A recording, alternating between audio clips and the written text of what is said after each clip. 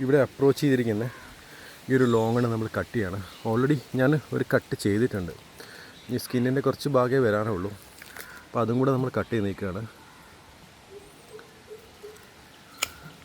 മഴയത്തൊന്നും കുഴപ്പമില്ല കേട്ടോ. ഈ ഫുള്ളായിട്ട് ഒറ്റയടി കട്ട് ചെയ്താലും വലിയ കുഴപ്പങ്ങളൊന്നും വരില്ല. ഓക്കെ, അപ്പോൾ ഇയാൾ ഫ്രീ ആയി.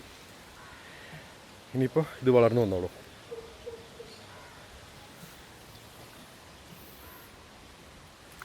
ഇതിൻ്റെ ഒരു കമ്പിലായിരുന്നു നമ്മൾ അപ്രോച്ച് ചെയ്തിരുന്നത് കേട്ടോ.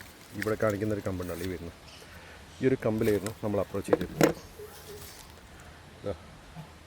ഇതിനിപ്പോൾ കട്ട് ചെയ്ത് മാറ്റിയിട്ടത് അവിടുന്ന്.